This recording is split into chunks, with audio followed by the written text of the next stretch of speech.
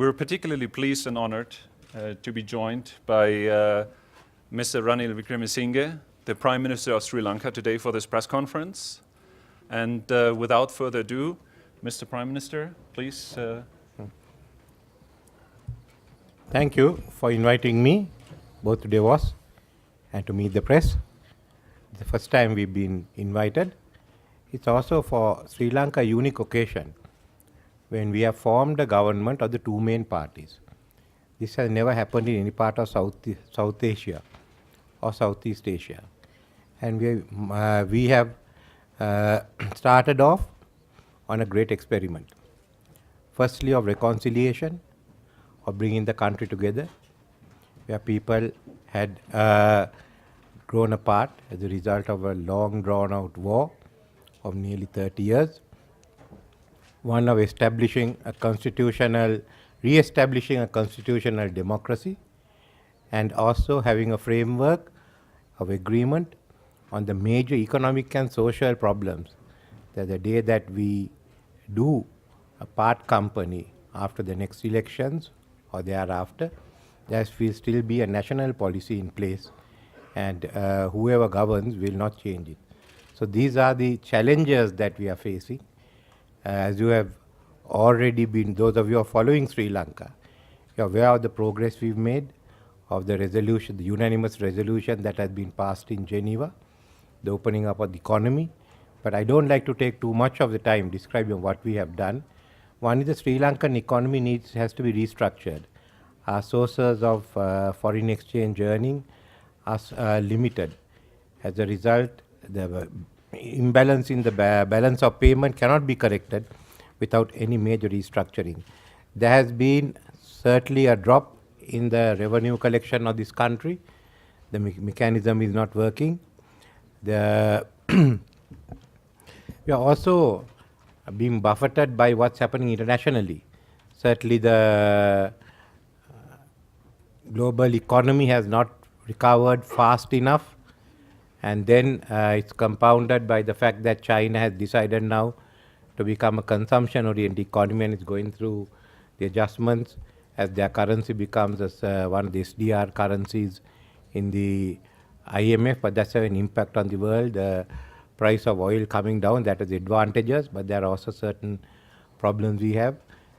We did have the Sri Lanka Economic Forum where we discussed fully some of the issues of Sri Lanka. We've been discussing the private sector. Once I talk with the IMF, we'll look at contingency plans for the future. No one is sure in this world how it eventually will turn out in 2016.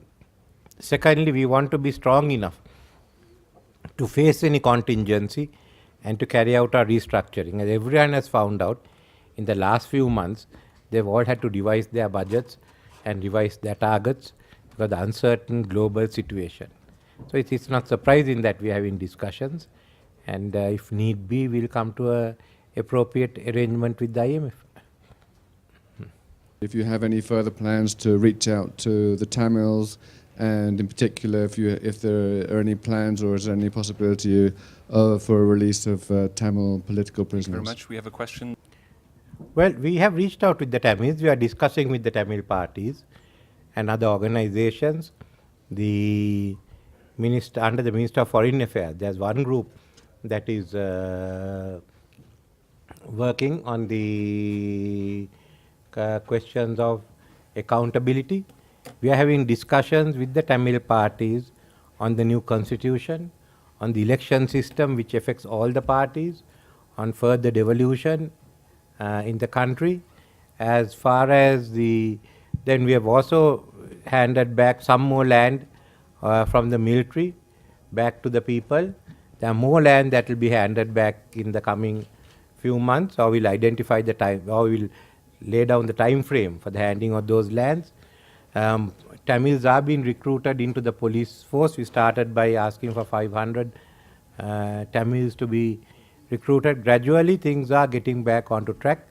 We have no political prisoners anymore in the country, among the Sinhalese or Tamils.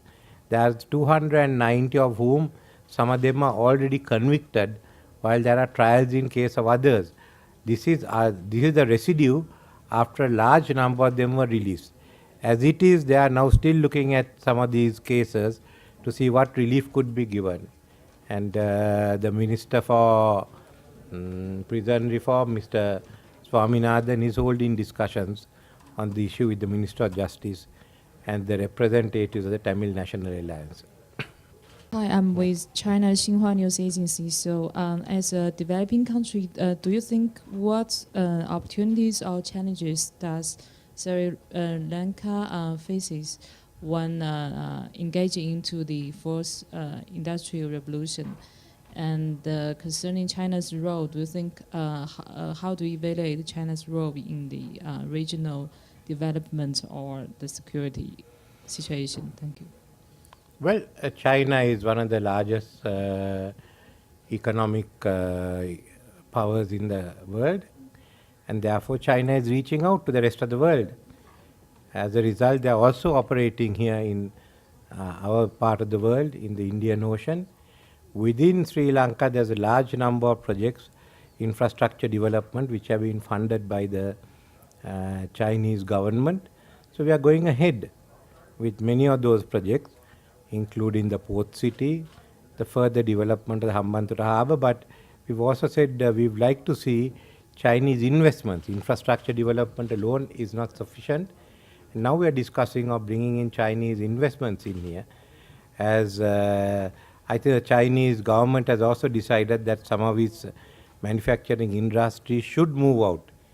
And Sri Lanka seems to be one of the locations for their industries to move out. We are looking at the Chinese participation in the logistics hub of Sri Lanka, as well as further investments in the real estate sector. Two questions, sir. You mentioned the need to restructure the economy.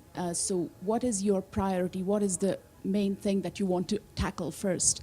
The second question is that this year's budget has a deficit of 5.9%, I think, of GDP. So how do you propose to fill that? Will you come to bond markets again, or do you think you might get a financing from China? So as we said, since the budget, the whole global situation has changed. I don't think any country in the world can forecast what the budget deficit should be. This is why we are talking with the IMF on what's the program that we should have. And fiscal consolidation, value for money would be one of the important parts of the budget. The depreciation of the Asian currencies started with the adjustment of the Chinese currencies means that we will have to relook at our figures as we go, not only Sri Lanka, but all countries are getting affected by what's happening there. So it's a very, very uncertain year. Where we have to raise money on the bond markets, we'll do that. But gradually, we'd like to see more and more private investments coming in over a period of time. Thank you. That allows us to squeeze in a question that reached us through social media. So the climate negotiations and the climate agreement COP21 in Paris was widely hailed as a success, and people were asking us through Facebook about your perspective for the agreement. Would you agree that it's been a success? Sri Lanka will be establishing a Sustainable Development Council, which have oversight of all sustainable development legislation and actions. We are fully committed to it, and we will do our role as far as sustainable development is concerned and climate change. But we would have to see how they react and how many countries sign the agreement.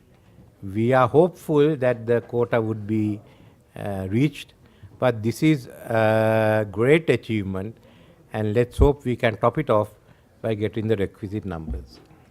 Thank you very much, Mr. Prime Minister.